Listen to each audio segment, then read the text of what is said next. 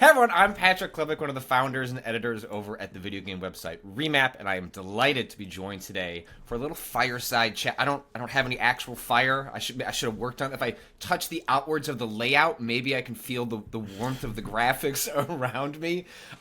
With Jordi de Paco, one of the central developers over the Spanish indie game development team, Deconstructeam. You might know Deconstructeam for 2014's Gods Will Be Watching, a minimalist point-and-click thriller about despair, commitment, sacrifice, lots of death, lots of pixels. But since 2014, Deconstructeam has continued to make lots of games, including 2018's celebrated at the Red Strings Club, 2021's curated compilation of the team's previous game jam efforts called Essays on Empathy, and most recently 2023's The Cosmic Wheel Sisterhood, a game with a very normal premise about a witch named Fortuna exiled on an asteroid who makes a pact with a forbidden creature in the hopes of regaining her freedom. Jordi, thank you for joining me today here at LudoNarraCon. Thank you for having me. This is perhaps a weird place to start, but I do not have a choice. I was going through some of your social media, and I noticed recently that your father is looking for a tattoo based on your most recent game, The Cosmic Wheel Sisterhood, which appears to be a pattern of getting tattoos based on your work. And so I have to ask, since that tweet, has he gotten a tattoo, and what did he get a tattoo of? Not yet. He sent me the designs that he developed with the tattoo artist, and he's going to do the back of a card from the deck, like the design from the back of the cards. So it's going to be that with the logo. But yeah, the whole arm from my father feels like a sponsored motorbike or something from our games, because it has the logo for everything we've done. I mean, you've been making games professionally with Deconstructing for a decade, a little more now. Are you worried about running out of spots on your father's arm, other parts? If this continues, if you continue being a successful game developer, some hard questions are going to have to be asked about the tattoo situation. Yeah. I mean, I wouldn't mind having a full Yakuza father full of all of our games eventually, but it takes us about 3-4 years to release a game, so I guess I won't run out of skin. But yeah. Where does this sort of kind of ritual, this relationship with your dad and the games you work on start? Because I think it's very it sounds like your relationship with your parents, or at least your father, and the games you make is something that's very close. It was way sillier than that. My father listened to me on a podcast commenting that we were talking about some other game, and we were talking about people getting tattoos for that game, and I just randomly said, that's actual success. When people get tattoos from your game, you're doing it right. And then my father went ahead and did one, like, you're doing it, way to go. And just started like a silly joke from God's Will Be Watching. He did that one first, and then just started getting more and more tattoos. But it started just like that, as a reaction to a comment I said on a podcast. See, now you have to be careful. You have to understand the consequences of your actions, even on a podcast, can have great effects. Did your family have any involvement in how you became interested in video games? How far back does sort of like your relationship with your father, the games you make now, does that go as far back as what got you into video games to start with? I know that I wanted to make games since I was, I don't know, I think 5 or 6 years old, because of adventure games. It was because of Monkey Island and Fate of Atlantis and all those kind of adventure games that I knew, I don't know, Super Mario, or I knew other more jumpy, platformy or action games and stuff like that. But when I played those Maniac Mansion, Monkey Island kind of stuff, I started dreaming about, I think it was about the immersion. Like, suddenly I felt that character talking to people, trying to solve stuff, combining items, whatever, but it made me feel inside. And I remember being really, really young and dreaming about making my own adventure games. Like, I wasn't even aware what it entailed, but I thought I want to have this character here in this situation, the same you play with toys, but I was dreaming about, I want to make adventure games. But it only got like more serious about it because I just felt like entertained by it or amused by it, inspired. But I clearly remember the first time I cried with a video game and decided, I had a conscious thought of, I want to make other people experience this as this creator made me feel this thing. And now I feel a bit bad about it because this creator is already way too glorified. Is Hideo Kojima. I was playing a Metal Gear Solid and I was, I think, 12, 13 years old. And I was just playing an action game, and it was all the conversations between the characters that I wasn't expecting, suddenly getting intimate and discussing philosophy or stuff like that. Maybe nowadays you look back at it and it's too over the top. But the moment I cried was when at the end the song plays of The Best Is Yet to Come, and you see this footage of Arctic foxes and the wildlife and talking about nuclear waste and war and stuff like that.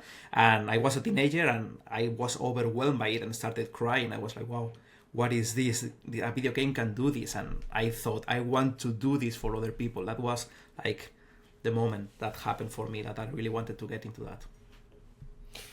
This desire to create a video game, obviously, younger people these days, there's a whole path, right? There are schools you can go to. It's like a lot of people like yourself sort of at a young age are kind of stumbling into, I don't even know how you make a game on a computer, I guess. It's not as obvious as, well, you write a book. Okay, I see. I write words, they go down. I make a movie. I hold a camera. And it's obviously oversimplifying the process of doing any of those things. But you can at least, as a small kid, kind of understand, oh, I see how you get from point A to point B. And so when you were 5, when you were these younger ages, before you even understood what it meant to actually build one of these things, how did it express itself? Like, what were the earliest impulses of, I want to create in this medium, but I don't even know how to describe what that would even entail quite yet. Yeah. I mean, when I got into high school, I actually quit the idea of making games because I started realizing it was something reserved for incredible engineers. It was so inaccessible at that time, and I looked for another path. But when I was a kid, I dreamed about it, and I, of course, resorted to drawing.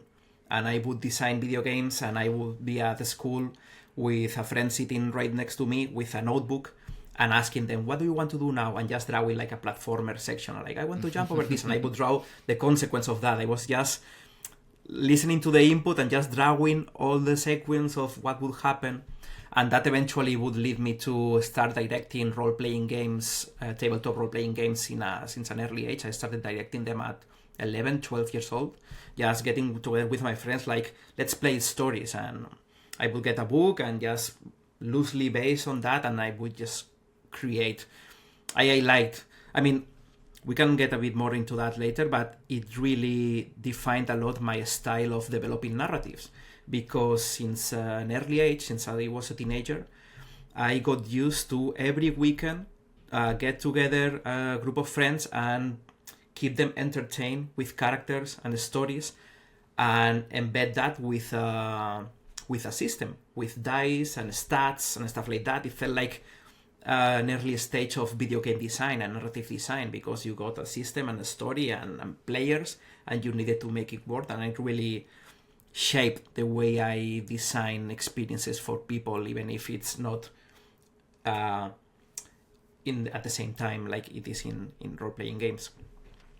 But yeah, it was as a kid just drawing and trying to make do. I also designed like a card game or embedded rules, like if it was a pseudo Warhammer, and just playing with my toys and using the tiles on the ground as the actual tiles for movements and stuff like that. So I was always like kind of designing games, but if it was like a child's game, but with a bit of rules. It was just random play.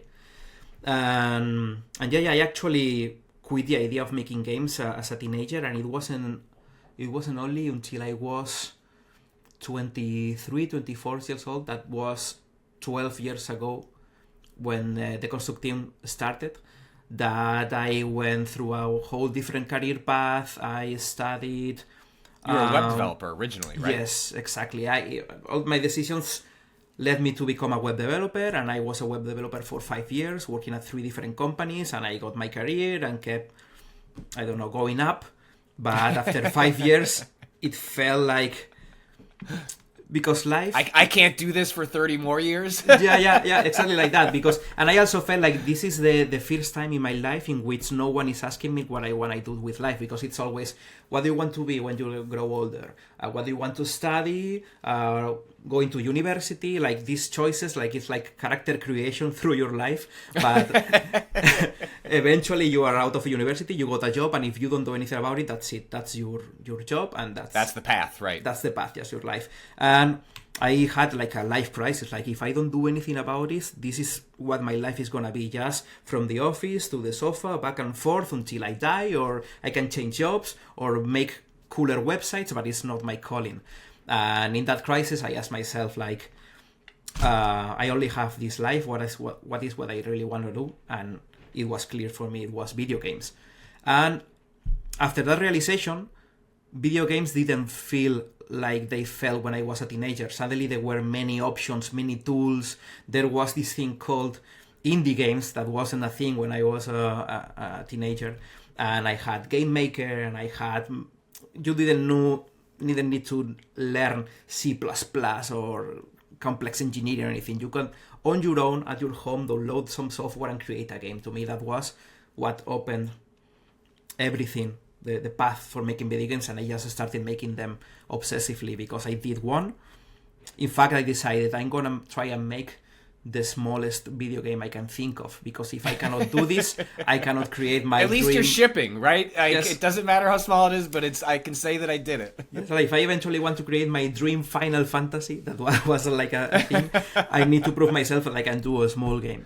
And I did a small game, and it felt like such a rush to release it and see 10 people play that immediately started making another one and another one. What was the original small game? Like what was small to you at the time? What was the scope of it? It's a game that it's available only in Spanish, and it was called Quiero ser un desarrollador indie. That means I want to be an indie game developer.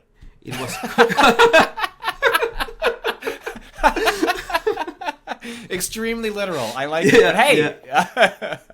It was a silly platformer game of 10 stages of just a philosophy of life, like keep trying and try to make some friends along the way. Just like this bland, cheap philosophy of self-motivation. It was just like, for me, like, keep trying, you can do it.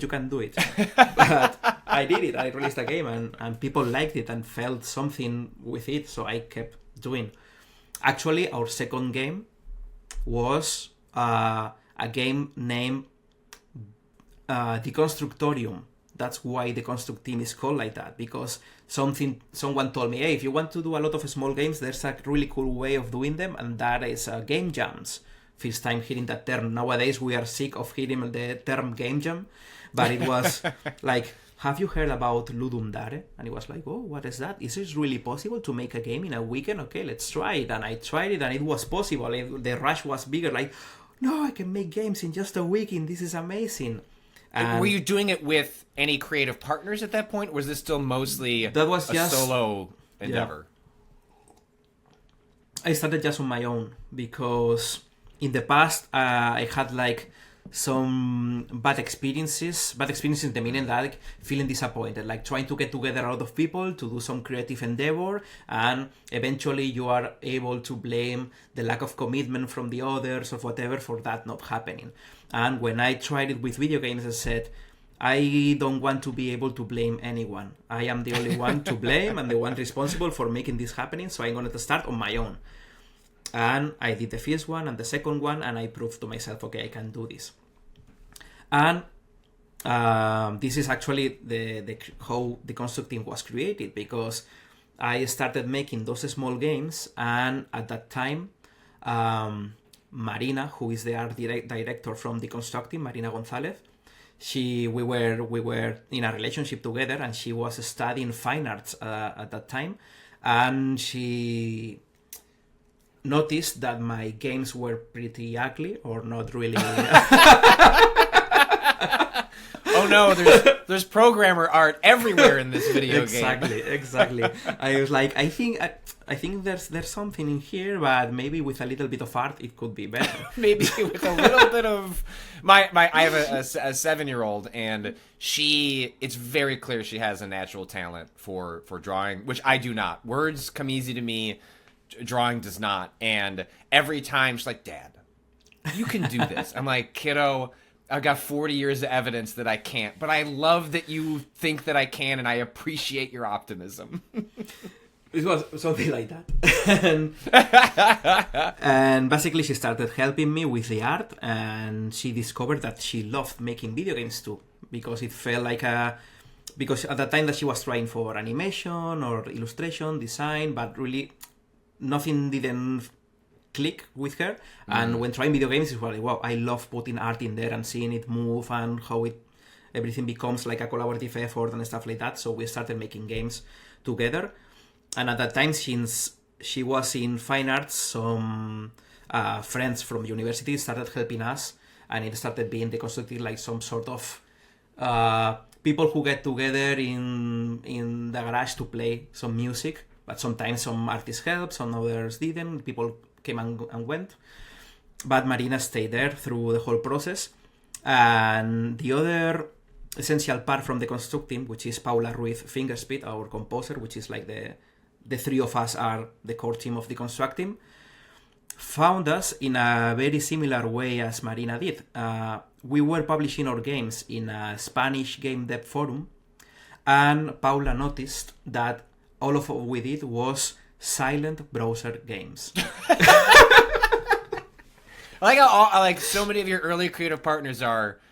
So this is interesting, but the Deconstructeam is built out of pity.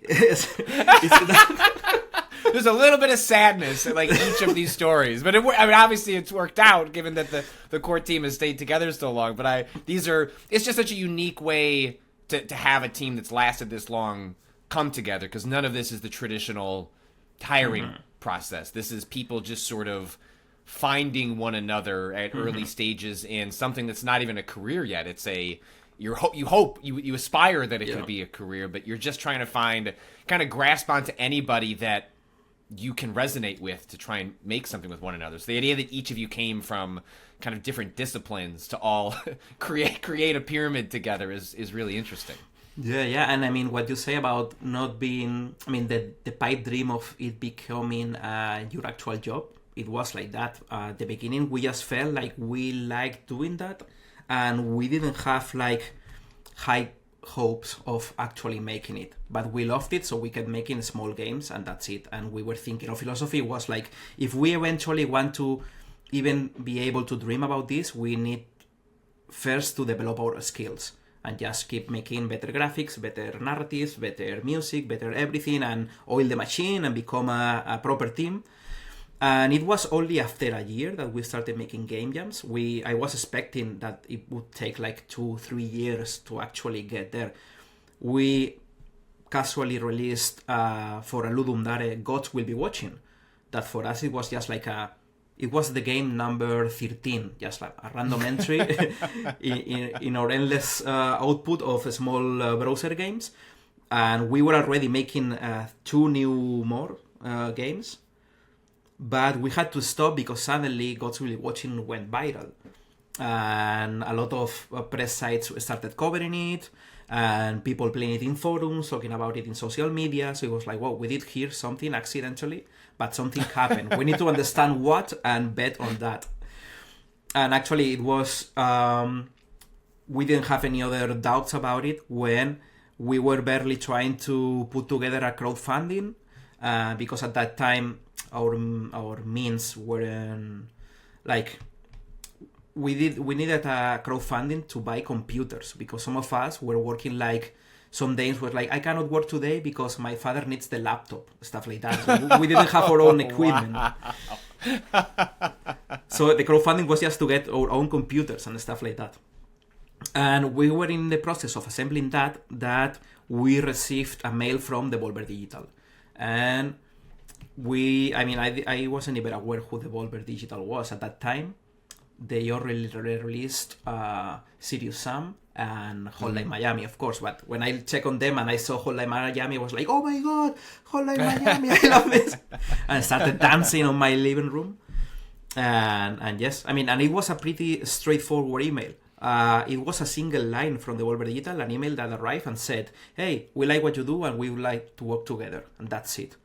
And really? It was that simple? That simple, just that. And that led to a Skype call and we took it from there. But it was, to me, it felt like winning the lottery. Like I wasn't pursuing an active effort to contact publishers, all of the stuff that nowadays, a lot of people come nowadays to us asking for advice of how to create a pitch deck or how to market your game or how to approach publishers or stuff like that, getting a deal. And we don't know anything about it because for some reason... you skipped a couple steps and just went straight to finding a company. Releasing our stuff out there, and Devolver came and decided, like, blessed. And that's it. We were so lucky, just so lucky. You mentioned that with Gods Will Be Watching, you'd already sort of consciously moved on to projects after that. When you decided to stop and look at it, did you see the potential in what it could be? Or was it, hey, other people are seeing this potential, let's sit with this and figure out why is this one resonating in a way that our others haven't? Mm-hmm. Well, it made us stop and think about it. It wasn't hard to see what was the good part from Godzilla Watching. But we weren't doing the effort of analyzing or reflecting on what we did. We was just creating games for the sake of it. And we had to stop and look back. And it happened that out of the 13 games we released, it was only 3 of them that stood out and got like a bit of a press coverage or good reception from players. And all of them included narrative. We had many endless runners and we had puzzle games and we were just trying to find our way. And suddenly we looked like, well, the ones who got noticed were this steampunk hacking post-apocalyptic simulator that had many dialogues and you hack and then had characters and stuff like that. We had a freelance torturer game and you had to get contracts, but it was mostly about talking and about dealing with your jokes and stuff like that. And Godzilla Watching, it was like a minimalistic puzzle game, but it was the mood. It was the situation in which you were placed with the intro and the music and this hard situation in which you got into and get this relationship with the characters and stuff. It's like, okay, we struck into something and people like the games better the more we write. So that might be our strong suit, just the narrative. And actually I started studying narrative only after that because as a player... Well, that was going to be my question. It sounds like you're a deep appreciator of video game storytelling. I think if you were to look at, Deconstructeam and the work that you've done over the past decade, a lot of it would be... I noted here that on your website, the slogan for the studio is looking for, quote, new narrative experiences. And it seems like here what I find really interesting is you didn't even conceptualize your team as, hey, what we're good at is narrative. You had to sort of come to that realization through the process of making these games. And so what did it mean to actually study narrative after you realized, hey, I think this is what we're good at? Well, the Deconstructeam is based on a lot of experimentation. Even after making it commercially, we always been coming back after releasing Godzilla Watching or releasing Resistance Club, or even nowadays after releasing the Cosmic Will Sisterhood. We actively pursue experimentation because it's like we don't really... I was gonna say we don't really know what we're doing. I guess that eventually we started knowing what we're doing. But we are aware that if we want to innovate or if we want to pursue new ideas or fresh narratives or whatever, we need to fail a lot first. So we willingly get into the process of let's release 4, 5, 6 free games, small experiences, just to see what works and what doesn't. Not only with people, but with us. Maybe we discover new strengths with us and stuff like that. And Godly Watching was a defining moment, because it was at that moment that I actually started getting books and reading about game design and narrative design and stuff like that. Let's take this more seriously, because we also had the pressure, like a publisher is betting on us, now we need to deliver, and we're not just fooling around in our rooms anymore. We need to actually deliver something that is an expected commercial success of some sort for these people that are betting on us. So that's where I started taking it seriously and reading more about it and stuff. But at the beginning, it was just playing it by ear and not even knowing what our good suits were. But now we have the process of releasing free stuff and watching what people say about it, watching them play, because we are lucky nowadays that we are big enough, so every free game we release, it has some gameplays online, and we can watch on YouTube or streams on Twitch to see how it's super valuable for us, that feedback. Every time we release a free game and people record it, it's like you are feeding the games of the future of Deconstructeam, because it's what we thrive on. Just putting stuff out there and building on that. What I think is interesting is the process you're describing is really contrary to a lot of how games are developed, released, marketed, in which a lot of it happens in secret, and then you see little bits of it, and then the game comes out, and hopefully is a success. Oftentimes they're not, or maybe it's somewhere in between. But it seems like your creative team met as the result, and sort of found their how it worked as a result of game jams, which themselves are inherently a kind of public success failure situation in which you were building these things in front of other people, sometimes in person or just online as part of like a public forum, a part of a game jam premise, and that you've can maintain that idea even after you've become sort of a formal game developer with a relationship with a publisher, you've had success with players. Why is it so important to you to continue to have that sort of push and pull with the public and releasing small things, as opposed to, hey, we're just gonna disappear for a couple of years and then ta-da, like here's the video game we've been working on for this time? Well, there's a couple of reasons for that. One is merely because of the pleasure of releasing stuff, because for sometimes, especially when we are into the final stages of a development of a big game that can well mean 1 or even 2 years sometimes, we don't enjoy it a lot being that away from the community or for other, and I don't only mean players, I mean other creators, and putting stuff out there. It what fits the soul. Just if you create, at least for us, creating and keeping it hidden and close, slowly, little by little, poisons our soul, and we really need to put stuff out there, and because for us making games is a form of communication. We always keep putting our ideas into the games and stuff like that, and it feels like you're not breathing if you're not putting stuff out there. And I not meaning it in a way of productivity, I mean it in a way of constant communication with the world. But the other reason is that I always say that it doesn't matter if you look at this commercially, for a company, or for yourself as an artist. I always say that you need to create a context for yourself that allows you to fail. And to me, that's super important. As a company, you need to be able to fail, to take care of your employees and not get rid of everyone when you fail. And as an artist, you need to be able to fail, because the most growth is done in failure. When you do everything right, you just celebrate, but you're not just pushing your boundaries and stuff like that. And if you feel pressure to not fail, I think it leads to worse art, because you play it safe always. You keep just betting on the formulas that work. And by allowing yourself to even ridiculize yourself, like I tried something silly and it totally failed, but it's out there, and I want to share with you all this silly stuff we did. And just in every meaning of the word, allow yourself to fail, allow your team to fail, because that's gonna lead you forward in many ways. This idea, I think, is really interesting, of like introducing safe ways to fail as a sort of a creative outlet for the team. But have there been moments where that failure was so great that it sort of threatened like the ability of the team to like pick themselves back up? Like, has it ever kind of gotten a little bit away from you as you've tried to go through this cycle of failure to achieve creativity? Yes, it happened. And especially, I think I say this nowadays because of the lessons we learned in the trajectory of Deconstructeam.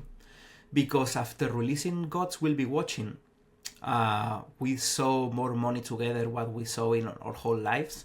And it wasn't that much, but since we came from people who needed to borrow laptops to make games, suddenly it was like, whoa, we can have salaries. Anything feels like a lot. Yeah.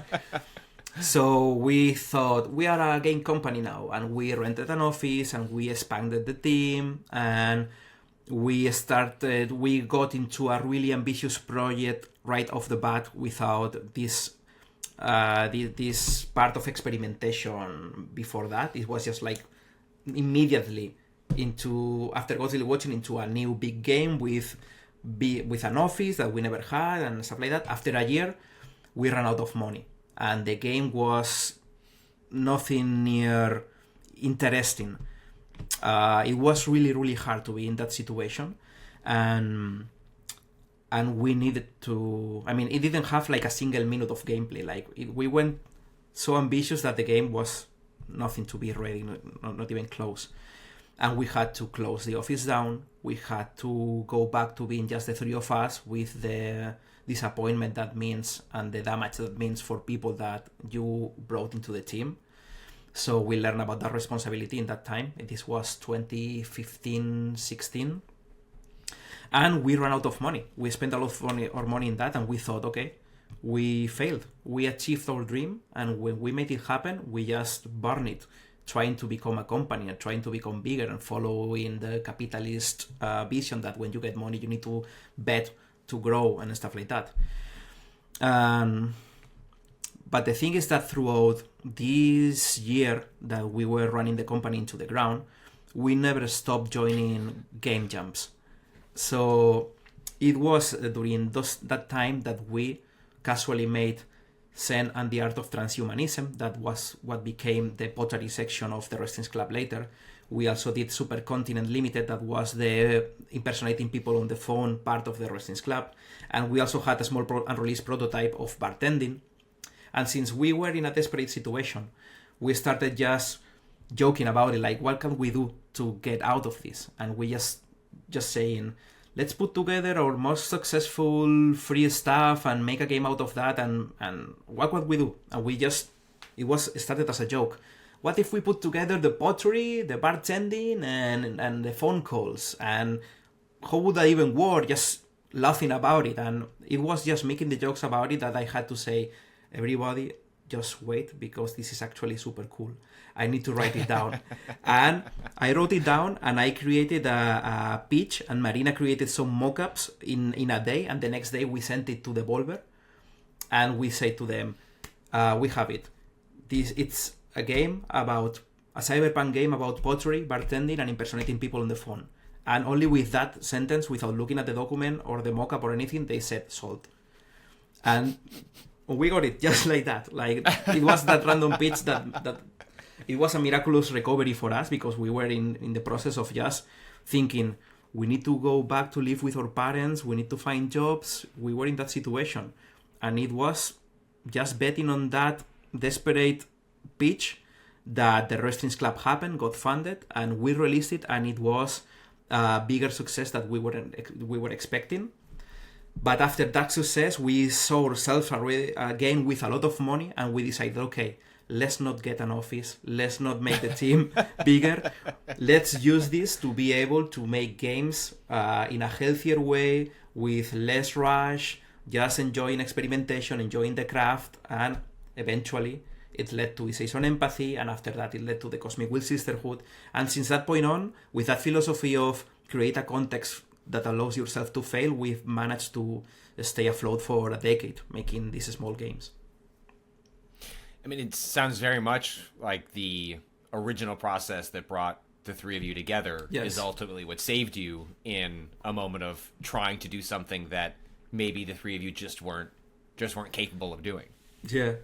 I mean, it feels like a story is always like that, like not really knowing what was good of what we were doing, and eventually stumbling upon that, learning it, and then incorporating it willingly to our process. You know, the fact that you've managed to have this core team together for so long, I think, is really impressive. Is kind of an outlier. Oftentimes, collaborations, for very natural reasons, come to an end, and folks have ambitions to do different things. How have you managed to make this specific collaboration work through all these ups and downs? Through, I'm sure people, you know, as they get older, like, have ambitions of doing different things. How have you managed to keep this kind of core group of three together for, you know, now, over a decade? Mm-hmm. Well, I think that is sort of a miracle too, because I don't know, the chemistry between the three of us was so strong. I mean, we really enjoyed our time together and creating together, and how we inspire each other. And every time we get together to make games, it's like a tornado of creativity. I don't know. It's like the energy is so powerful that we eventually ended up entering a relationship. We are right now in a polyamorous relationship, and it's more like a family enterprise this right now. And interesting. Yeah. I mean, I guess that we will hold together as long as relationships can hold together. I mean, sure. So I guess that's the secret. Like, we really loved each other to the point of actually entering a relationship, and now it's like that. We live together, we make games together. That's actually another of the secrets of how cheap we are, because actually this is our home studio, and we live and work together here, and we only need to pay one rent and one set of bills and stuff like that. It really allows ourselves to keep creating. Not everyone can afford to live the whole team together and stuff like that. So it's a really unique situation that allows us to stay agile and stay, I don't know, keeping the dream alive in a way. Because I've got you here, you know, you have such a long history in narrative. Your studio's known for stories. And I saw a couple times on social media, you have either retweeted or weighed in on, like, one of the big questions facing, I think, not just video game storytelling, but storytelling creative in general in the next, decade is going to be sort of like the presence of AI and, like, what that means. And there was a tweet that you shared from a mutual colleague of ours, Brendan Keogh, which is in response to some of the work that Ubisoft has done looking into AI NPCs. I'll read from Brendan's tweet here. The idea of AI creating realistic NPCs is based on a false myth that video games are worlds, as opposed to media text created by people to express ideas and tell stories. Why would I want to listen to dialogue nobody wrote? And I have to imagine, as somebody that's invested so much of their life into narratives, into stories, into writing the very things that AI proposes can be done by, large-scale algorithms. What do you make of the presence of this, and how do you think of yourself in relation to the emergence of technology like this? Yeah, I mean, this is a tough one, because I have to acknowledge that when AI first started to appear, I was really intrigued by it, but really interested in that. Like, how can we? Because I didn't know what was it, and I was like, can I really train a robot as it was an actor and create a theme park of characters that were carefully curated by me, and I create the villain and I create stuff like that, and people just can write to them anything they want. And I actually explored this idea in a game we released that was called Interview with a Whisperer, that it was a game about traveling into the countryside to interview an old man that says that he built a radio that allows him to speak with God. And it was a chatbot game. But the thing is that we only used natural language processing, that it's a part of AI that is useful to understand what people is typing in or saying, and translated it to stuff that the machine or the game can understand. So we used that to understand what the player was inputting. It was a dialogue conversation adventure. But then the replies from the old man were actually written by me. It was like a database of possible replies. And I think there are interesting bits in there to use as a bridge to change the way we interact with games and the input and stuff like that. But of course, in the end, there is a thing about if you love doing something, why would you want a machine doing it for you? Like, to me, I wouldn't be making games anymore if I allow a machine, even if it makes it faster or for whatever reason. There's always going to be people who enjoy writing, enjoy drawing, enjoy making music. And of course, that tweet actually was eye-opening for me, because I was thinking, like, many companies who don't care about this, that only care about results, and I've seen it already in really cheap games on the Switch store and stuff like that, that are visual novels that the art is AI and the text is AI and there's only human interaction just to put together that and call it a game and put it out there. But then that tweet really, really opened my eyes, like, wow, that was the missing piece for me. It's like, why would I care reading this? I don't care what the quality, or I don't care about the quality of the art or the style of the writing, how natural it feels. It's like, this is no one talking to me. Why I would want that? And that was eye-opening, really, really, really.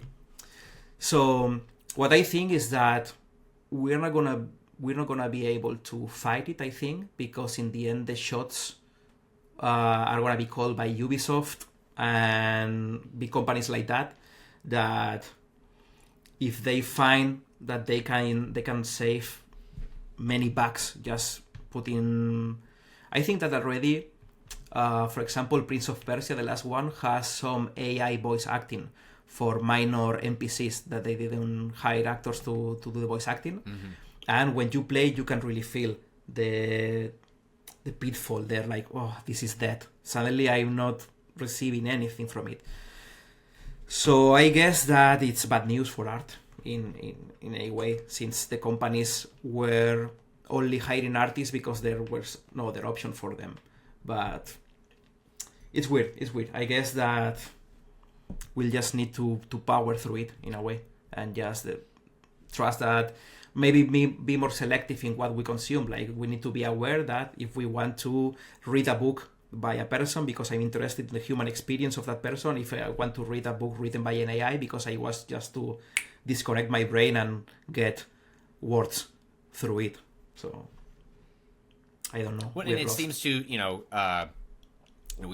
this conversation, one of the earliest points that you made was the fact that a game like Metal Gear Solid spoke directly to you. And I have to imagine at some point, probably not when you were playing the game, but sometime later on, you realized, oh, like, there's a person on the other end of all of this. And obviously Metal Gear Solid and all the stuff that Kojima makes is, part of large teams contributing, huge amounts to what makes them possible.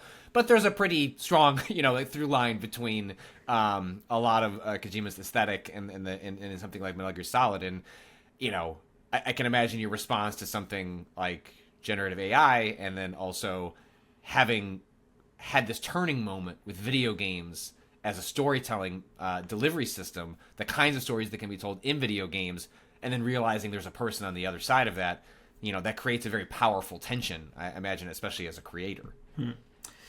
Yeah, I mean, I love that part, and I'm also bracing myself for a moment an AI makes me cry, and I wasn't aware of. Like, they got me, and I'm crying because of that.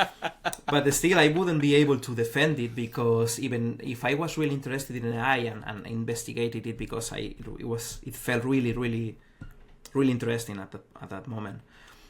The minute I decided to stop even being interested in using it, it was when I learned that even if an AI makes me cry, it is because maybe they got that stuff from Kojima and from Neil Druckmann and from any other creator out there, and are just stealing that and mixing it together and putting me. So even if they made me cry, it's just because they have, like, it feels so evil to be stealing works of art of any kind and just putting them together in an irrecognizable way and make people cry through that. It feels so cyberpunk. It feels so it's wrong. It's an interesting way of looking at it, because ultimately these are, these AI, however we sort of like characterize it, they're not coming up with anything original. They're explicitly trained on the creative work made by humans, and so I sort of see your point. There's something kind of poetic and beautiful that if this technology gets to the point where it makes it extremely difficult for you or I to distinguish from writing by a human, writing by one of these AIs. I mean, ultimately, though, like what moved us is because it learned something from us, and there may be destruction along the way in terms of jobs it takes away, and that is all sorts of very understandable anxiety. But there is something kind of beautiful in the other, like, hey, like the only reason this thing is able to do anything is because humans were at the center of it to start. Yeah. I mean, it's beautiful and terrifying at the same time. Like, yeah. It's equal measure, maybe more terrifying than beautiful. But there's definitely a little bit of both in there, there for sure. Totally. Yeah. Do you manage to still play a lot of video games despite the fact that you're always working on ones that you make yourself, and you're here talking to people like me doing a panel? Do you still find time to play video games frequently yourself? Yes, I love playing games. I played a lot. Like I this month just got the platinum trophy of Like a Dragon Infinite Wealth, while putting. Wow, that's a long game. If you just want to finish it, let alone do all the way to the platinum. I mean, it was 170 hours, and I did it while putting 80 hours into Unicorn Overlord when I was in bed and stuff like that. I mean, I play a lot. I play non-stop. But I also go out and I'm with friends and stuff like that. And the secret for all that is that I only work 6 hours a day, max. And I know a lot of friends that they cannot choose. I mean, because video games are so demanding that I understand. I mean, I've been in periods in which I had to work for 12, 14 hours a day, especially when you are near to the finish line. With the Cosmic Will Sisterhood, the end of the development, it was like half a year of barely playing any games and barely having any... games can really dry the soul out of you because they're so demanding. There's so much work to be done into them. But when we are not into these demanding parts of development, we always try to, let's just work 6 hours, maybe only 4 days a week. If you are not feeling really great, it's all right. I mean, you don't even need an excuse to not work today. Not doing any, like, I'm sad. Okay, I'm not gonna work. Like we roll like that because that's reason enough. Because we aim, like, we are living the dream. We got into another kind of crisis. Like, if we are living our dream, why are we so miserable? Because it happens to us at times. Like we are just working non-stop and trying to achieve this, and our objective now is not just making games. It's the lifestyle. Like I want my goal is not releasing my dream game. My goal is to have a dream life of just being able to have a healthy work environment and be able to enjoy my life and my craft and stuff like that. And of course, there are times in which that is unavoidable because there are deadlines for many reasons.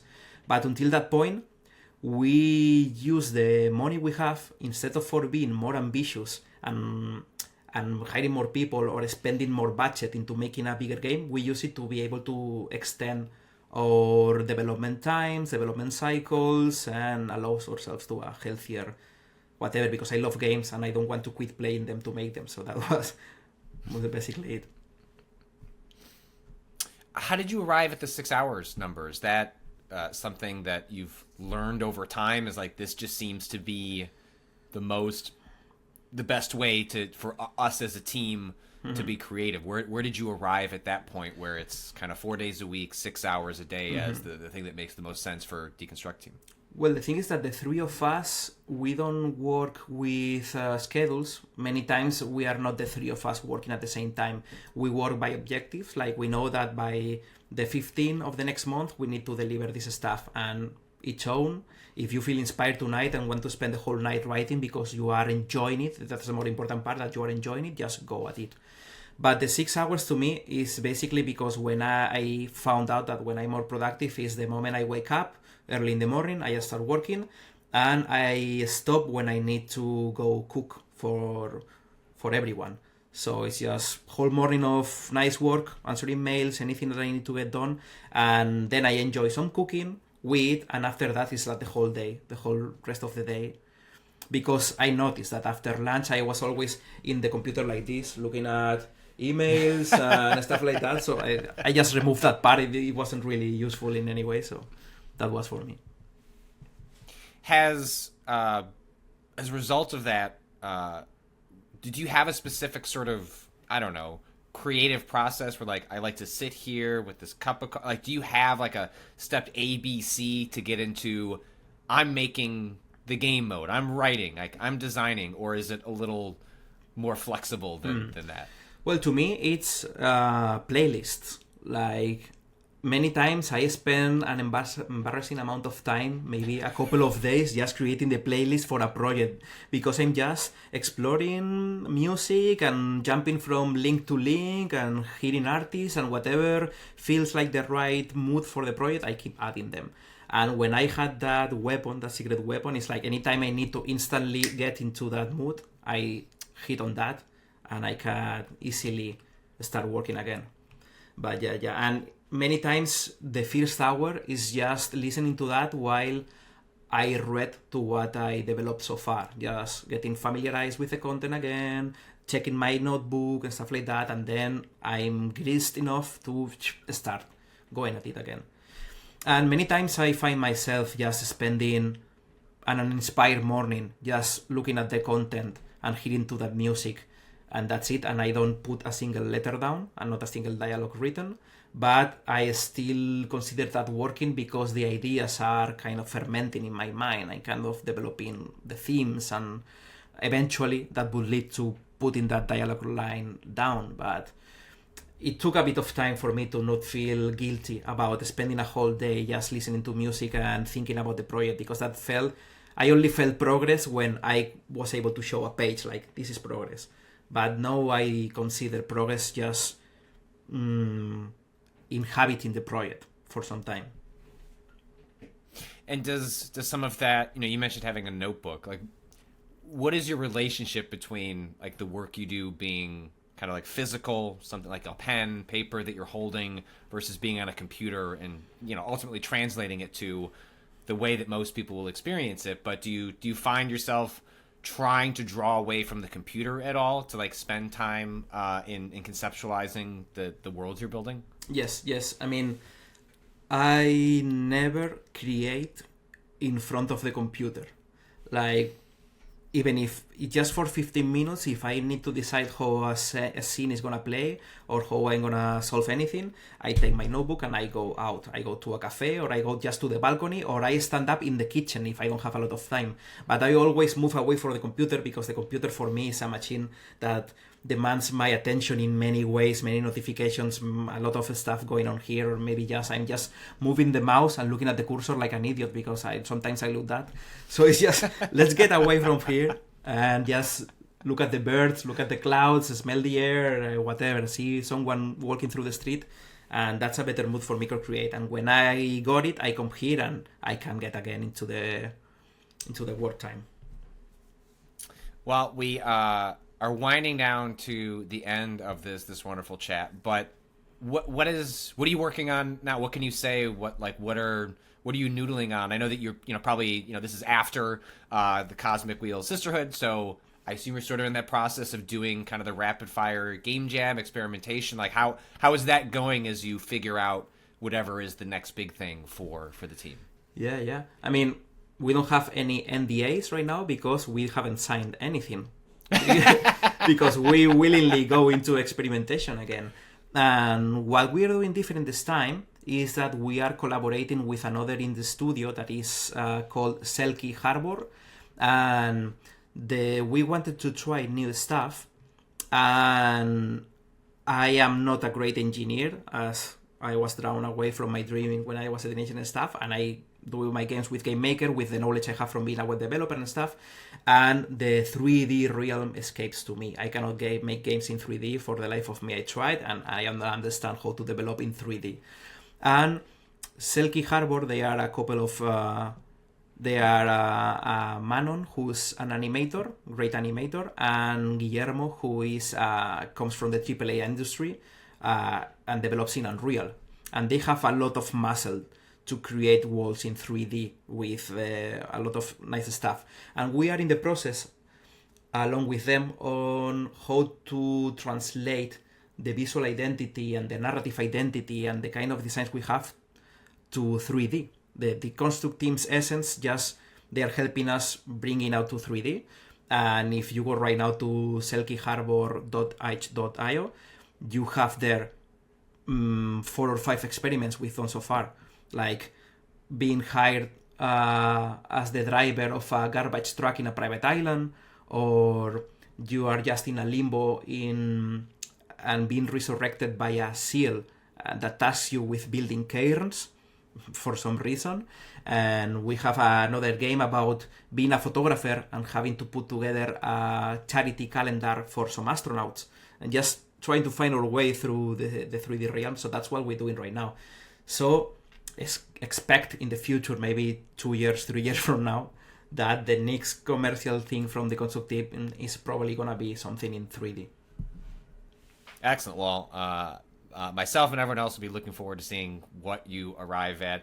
Jordi, thank you so much for joining us for this chat. Thank you. For LudoNarraCon. Enjoy the rest of the show, everybody. Bye.